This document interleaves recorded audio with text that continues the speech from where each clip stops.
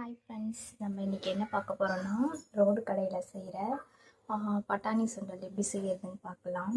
அதுக்கு வந்து பார்த்திங்கன்னா பட்டாணியை நல்லா ஊற வச்சு வேக வச்சு அது கூட சேர்த்து சால்ட்டு அப்புறம் வந்து மஞ்சத்தூள் கலந்து வேக வச்சிடணும். வேக வச்சுட்டு அதுலேருந்து வேக வச்சது கொஞ்சம் எடுத்து நல்லா இந்த மாதிரி மிக்சியில் பேஸ்ட் பண்ணிக்கணும். பேஸ்ட் பண்ணிட்டதுக்கப்புறம் இந்த மாதிரி ஒரு பேஸ்ட் ஒன்று தயார் பண்ணிக்கணும். இதில் வந்து வெங்காயம், தக்காளி, உங்களுக்கு அளவு வந்து எத்தனை பேர் இருக்கீங்களோ அதுக்கேற்ற மாதிரி எடுத்துக்கோங்க. தக்காளி, வெங்காயம் வரண்டி தக்காளி, வெங்காயம், இஞ்சி, பூண்டு, அப்புறம் 2 பச்சை மிளகா இது மட்டும் போட்டு அரைச்சிக்கோங்க. இதில் வந்து வெங்காயம் கொஞ்சம், கேரட்டு, இது என்னது கொத்தமல்லி, கருவேப்பிலை, நீங்கள் வந்து இது வந்து சீரகத்தூள். நான் வந்து இதை வந்து இந்த மாதிரி பொடி மாதிரி அரைச்சி வச்சுருக்கேன் வீட்டில். நீங்கள் இந்த மாதிரி அரைச்சி வச்சுக்கனா ஓகே, இல்லை இடித்து வச்சுக்கிறதுனாலும் ஓகே தான். ஒன்றும் அதிகமாக நுணுக்கி வச்சுருக்கேன். அதே தான் அங்கே அது வந்து டெக்கரேட் பண்ணுறதுக்கு, இது வந்து நம்ம போட்டு தாளிக்கிறதுக்கு. இப்போ வந்து என்ன பண்ணணும், எண்ணெய் வானலில் போட்டு அப்படி இருக்குது எண்ணெய் ஷாக்கடிக்குது. எண்ணெய் நல்லா சூடானதுக்கப்புறம் இந்த பேஸ்ட் இல்லையா, இந்த பேஸ்ட்டை வந்து நம்ம அதிலே போட்டு நல்லா இது பண்ணிக்கணும். லைட்டாக வதங்கினா போதும்.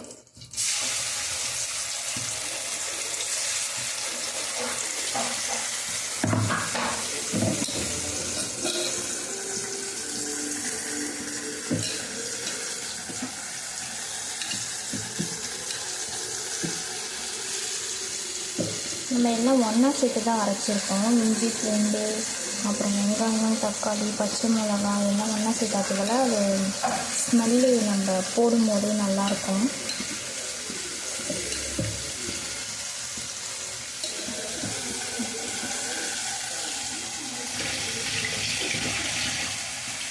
என்ன கூட மசாலாலாம் போடணும்னு பார்க்குறீங்களா? நான் இதை எடுத்து வைக்கல, இதை எடுத்து காட்டுறேன். இது கொஞ்சம் நல்லா மிக்ஸ் ஆகட்டும். நான் இதில் வந்து உப்பு சேர்த்து இதில் வேக வச்சுருக்கிறதுனால இந்த தண்ணியை நம்ம யூஸ் பண்ணிக்கலாம். உப்பு நீங்கள் இதில் போட வேண்டாம். சப்போஸ் பத்தலைனா மட்டும் போட்டுக்கோங்க. அது கொஞ்சம் இந்த பச்சை வாசனை போன வரைக்கும் போதும், வதங்கினது போதும். ஏன்னா பச்சை வாசனை வந்து இந்த சுண்டல் வந்து போக்கிடும். அவ்வளோவா பச்சை வாசனை வராது இந்த சுண்டல் போட்டோம்னா.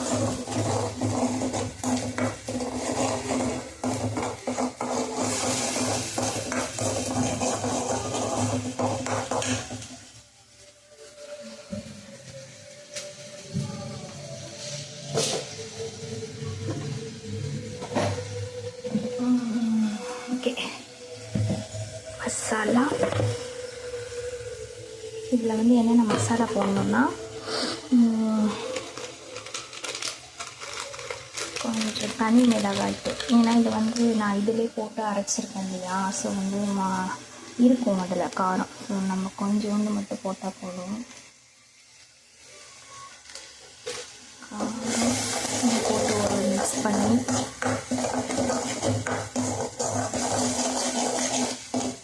ஒரு கலரிட்டு நெக்ஸ்ட்டு வந்து சாம்பார் பொடி தான் இதுக்கு மெயின். சாம்பார் பொடி நீங்கள் என்ன கம்பெனி யூஸ் பண்ணுறீங்களோ அதை போட்டுக்கோங்க. அந்த சாம்பார் பொடி போட்டேன். நெக்ஸ்ட்டு வந்து கரம் மசாலா, மெயினாக கரம் மசாலா தேவைப்படும்.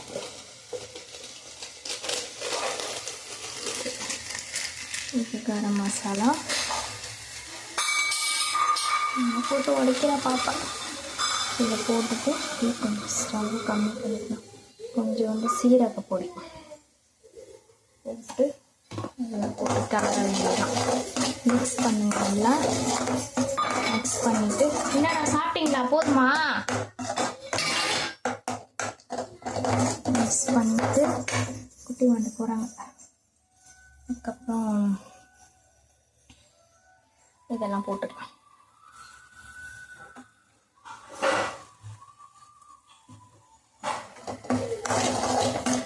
இதெல்லாம் போட்டு ஒரு மிக்ஸ். இது என்ன பண்ணணும், இந்த மிக்சியில் இருக்கு இல்லையா, அதை போட்டு கலக்கி இது உள்ள போட்டுருவோம்.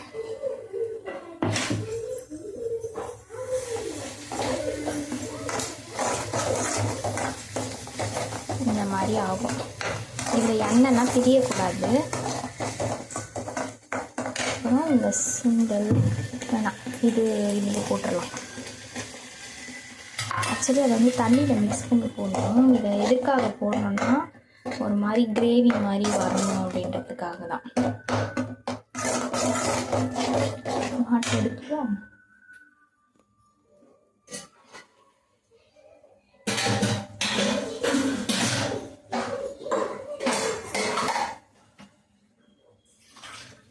என்ன பட்டு பார்க்குறேன், என்ன பார்க்குறேன்? இப்போ தானே சாப்பிட்ட ஸ்டிக்கு.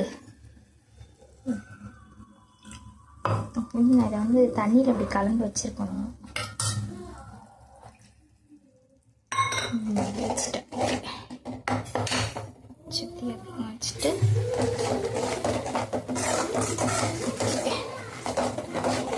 நல்லா மிக்ஸ் பண்ணிவிட்டு இந்த சுண்டல் எடுத்து இதில் போட்டாச்சு.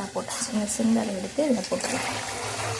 தண்ணி ஆல்ரெடி இதில் இருக்குது, அதனால கொஞ்சம் சுண்டுட்டும் தண்ணி. பட்டாணி வந்து ரொம்ப வேக வச்சிடாதீங்க.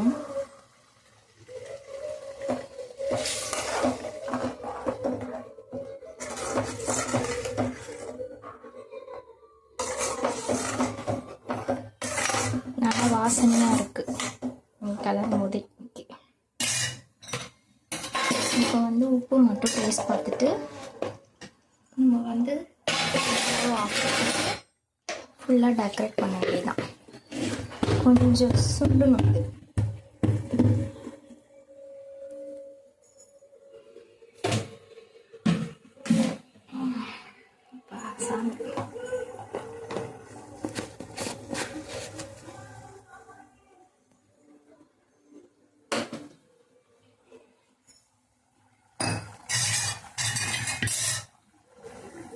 நல்ல வாசனையாக இருக்குது. மழை காலத்தில் இந்த மாதிரி செஞ்சு சாப்பிட சூப்பராக இருக்கும். எல்லாருக்கும் செஞ்சு கொடுத்து சாப்பிட்றது சூப்பராக இருக்கும்.